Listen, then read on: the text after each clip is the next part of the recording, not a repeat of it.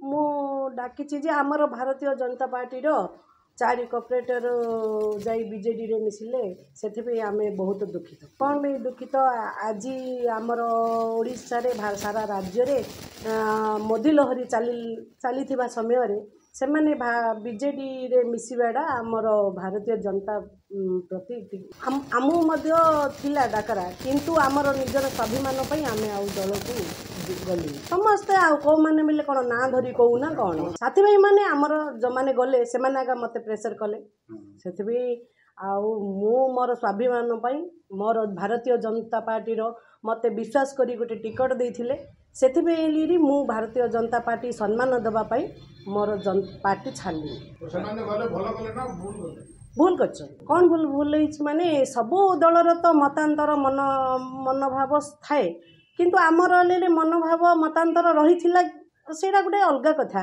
କିନ୍ତୁ ବର୍ତ୍ତମାନ ତ ଇଲେକ୍ସନ୍ ଆଗକୁ ଅଛି, ଆମେ ଜିତିକିରି 2 ବର୍ଷ ହେଇଛି, ପୁରା ତ 4-5 ବର୍ଷ ହେଇଯାଇନି ଯେ ଆମକୁ କିଏ ପଚାରିଲେନି ପଳେଇବା।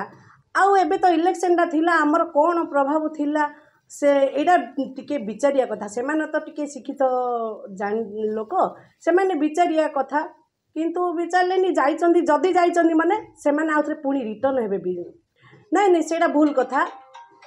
ଆମ କର୍ପୋରେଟର ସେମାନେ କାଲି ସେମାନଙ୍କୁ ଭଲ କହୁଥିଲେ, ଆଜି ଯଦି ଜନବିରୋଧୀ କହିଛନ୍ତି ସେମାନେ କାହାର ପ୍ରେସରରେ କହିଛନ୍ତି, କିନ୍ତୁ ଆମର ଇଏରେ ନାହିଁ, ଆମର ଇଏ ନାହିଁ। ଆମ କର୍ପୋରେଟର ମାନେ ବହୁତ ଭଲ। ହଁ, ଚାପରେ ପଡ଼ିକି ହେଇଛି। ପ୍ରଦୀପ ପାଣିଗ୍ରାହୀ କହୁଛନ୍ତି ସେମାନେ ଟିକେ ଆମ ଦଳ ପାଇଁ ସେ ଟିକେ ଲିଡର ଥିଲେ, ସେଥିପାଇଁ ସେମାନଙ୍କୁ ଚାପ କ'ଣ ଥିବ। ମୁଁ ସେ ଭିତରକୁ ଯାଇପାରିନି, ମୁଁ ଗୋଟେ ଲେଡ଼ିଜ୍ଟା, ମୁଁ ସେ ଭିତରକୁ କାହିଁ ଯିବି। ହଁ, କାମ ହେଉଛି ଏବେ ଆମର କର୍ପୋରେଟର ଆମର ମାନେ ମ୍ୟୁନିସିପାଲିଟି ବି କାମ, ଆମେ କିଛି ୱାର୍ଡ଼ରେ କିଛି ଅସୁବିଧା ହେଇନି, ଆମକୁ କିଛି ଅସୁବିଧା କରିନି, ଦଳ କିଛି ଅସୁବିଧା। ଦେଖନ୍ତୁ, ସେମାନଙ୍କର ବ୍ୟକ୍ତିଗତ କୌଣସି ପ୍ରକାର ଦୁର୍ବଳତା ଥାଇପାରେ। ଭାରତୀୟ ଜନତା ପାର୍ଟି ଆଜି କେବଳ ଦେଶ ନୁହେଁ ସାରା ବିଶ୍ୱରେ ଏକ ତାର ସ୍ୱତନ୍ତ୍ର ପରିଚୟ ସୃଷ୍ଟି କରିଛି।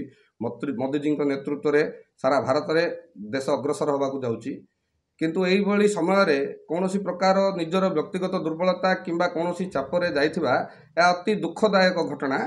ଦେଖନ୍ତୁ, ପ୍ରଦୀପ ପାଣିଗ୍ରାହୀଙ୍କ ସାରା ଓଡ଼ିଶାରେ ଲକ୍ଷ ଲକ୍ଷ ସମର୍ଥକ ଅଛନ୍ତି। ବିଗତ ଦିନରେ ଦେଖିଥିବେ 22 ତାରିଖରେ ରାଜନାଥ ସିଂଙ୍କ ପ୍ରୋଗ୍ରାମରେ ହଜାର ହଜାର ସମର୍ଥକ ପ୍ରଦୀପ ପାଣିଗ୍ରାହୀଙ୍କ ସହିତ ଆସିଥିଲେ। ସେଥିପାଇଁ ତାହା ଦଳ ମିଶିବା ଦ୍ୱାରା ଆମ ଭାରତୀୟ ଜନତା ପାର୍ଟିର କିଛି ଗଞ୍ଜାମ ଜିଲ୍ଲାରୁ ଉନ୍ନତି ହେବ।